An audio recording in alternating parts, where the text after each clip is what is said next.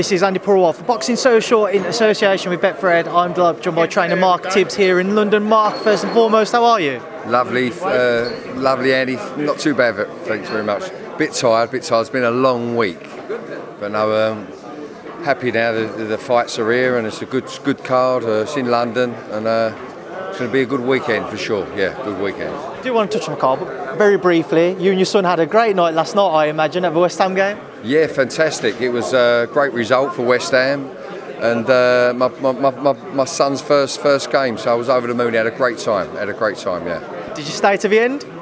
To be fair, you ain't gonna believe this. Look, I shouldn't say this, but I'm not actually I'm not a good football fan.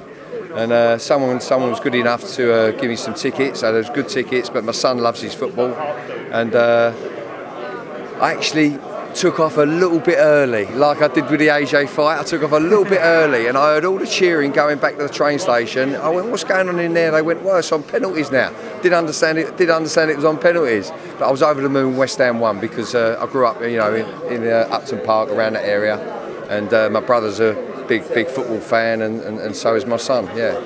Mark, you have two charges on the undercard on Saturday night. Just touch on both of them. John Hedges sat down next to you. Yeah. What are you expecting to see from him on Saturday?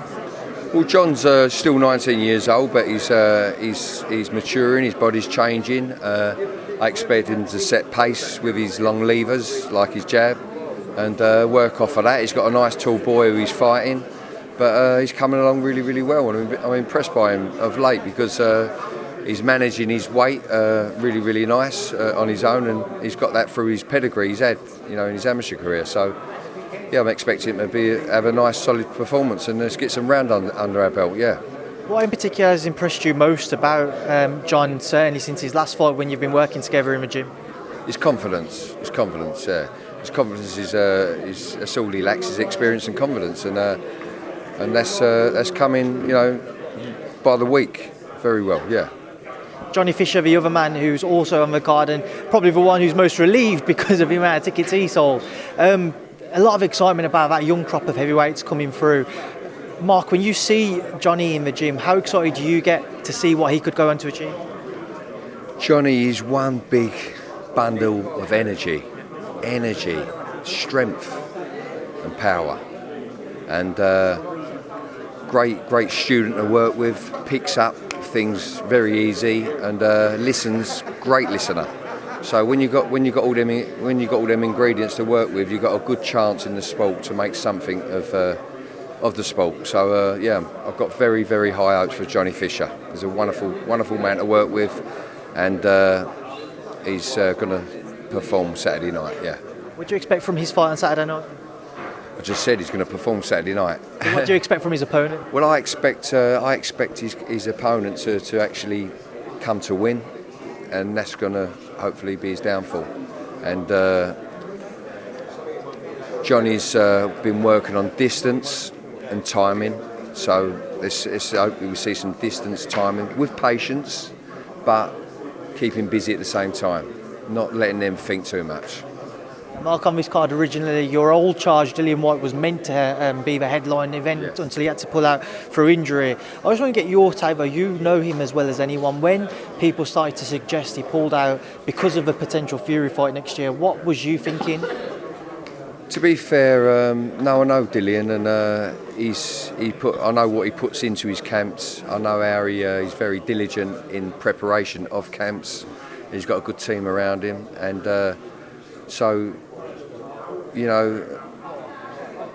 he's matured at the level where he's at, and so I don't talk. I see Dillian and we acknowledge each other, but I don't know what's happening. But if he's injured, it's genuine, and if it wasn't, and if it's down to the Fury fight, it makes sense. Do you know what I'm saying? So he says he was injured, and I believe him, and I wouldn't disbelieve him, but.